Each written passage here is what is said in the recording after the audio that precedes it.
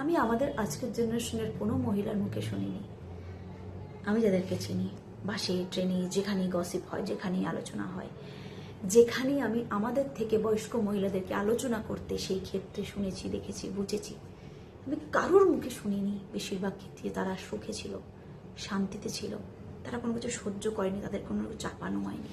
তাদের মুখে শুধু সহ্যের কথা, ত্যাগের কথা, অসহায়তার কথা। তারা অসহায় ছিল, তারা ফাইট ব্যাক করতে পারেনি, তাদের উপর যেটা চাপানো হয়েছে তারা মুখের ওপর বলতে পারেনি এটা আমার দ্বারা হবে না। একা মানুষ 20 জনের রান্না করেছি বৌমা, কাঠের জালে কষ্ট করে। বৌমা মন মন চাল একা সেদ্ধ করেছি, আমাকে কেউ হেল্প করতে আসেনি। বৌমা 5টা বাচ্চা একা হাতে মানুষ করেছি, আমাকে কেউ সাহায্য করতে আসেনি। এরকম প্রচুর কথা, প্রচুর অসহায়তার কথা, প্রচুর সহ্যের কথা, ত্যাগের কথা। শুধু পয়সা ছিল না বলে, বাবা মা সেরকম কিছু দিতে পারেনি বলে, বা সে মহিলা বলে অনেক কিছু তাদের ওপর চাপানো হয়েছে। এটা বংশ পরম্পরায় চলে এসেছে। তাদের শাশুড়ি তাদের ওপর, তাদের শাশুড়ি তাদের ওপর, তাদের শাশুড়ি তাদের ওপর, জেনারেশন ওয়াইজ এগুলো চলে এসেছে। মহিলাদের মুখে একই কথা। বহু মহিলারা বলে আমরা এটা করেছি, তুমি আজকালকার দিনের মেয়ে হয়ে পারো না।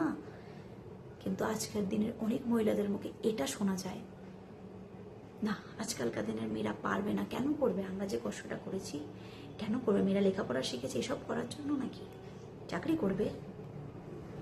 কিন্তু তুমি ছেলেদের মুখ থেকে এটা শুনবে আমার মা মহান ছিল, আমার কাকি মহান ছিল, আমার জেঠি মহান ছিল, এ ছিল, ও ছিল, এই করেছে। মানে ছেলেদের কাছে সেই অসহায়তাটা, সেই ত্যাগটা, সেই সহ্য করাটা মহানতার কাজ ছিল, মহানতার লক্ষণ ছিল।